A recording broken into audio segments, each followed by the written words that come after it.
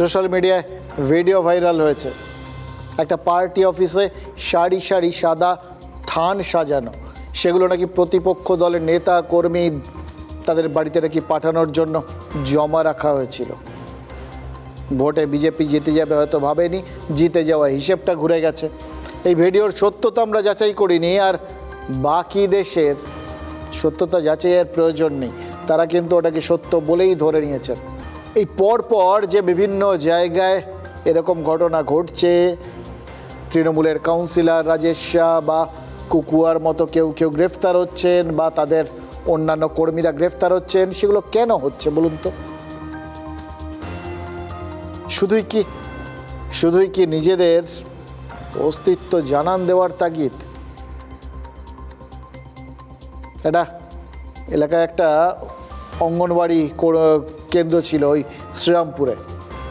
অদ্ভুত ব্যাপার, party office দখলের কথা আমরা শুনেছি, প্রচুর পার্টি অফিস এখন ফেরত পাচ্ছে সেই দল, সেটাও দেখছি। বিজেপি ওই জয়ের আনন্দে বেশ কিছু পার্টি অফিস দখল করেছিল, তাদের প্রার্থীরা গিয়ে সেগুলো ফেরাচ্ছেন, সেটা দেখেছি। আর তৃণমূল আমলে যে পার্টি অফিসগুলো অন্যান্য দলের দখল হয়ে গেছিল, তারা এখন গিয়ে সেই পার্টি অফিসের দখল নিচ্ছেন, সেটাও দেখেছি। কিন্তু বলে এটা অঙ্গনওয়াড়ি কেন্দ্র, শ্রীরামপুরের থানার পুলিশ কেন্দ্রীয় বাহিনী নিয়ে সেই অঙ্গনওয়াড়ি কেন্দ্রে গিয়েছিল। কেন জানেন? কারণ সেটাও দখল হয়ে গেছিল, তালা দিয়ে বন্ধ করা। পুলিশ কেন্দ্রীয় বাহিনী নিয়ে সেই তালা খুলতে চেয়েছিল, আর তখনই ওই কাউন্সিলর কুকুয়া মেরে এক সাব ইন্সপেক্টরকে নাক ফাটিয়ে দিয়েছে।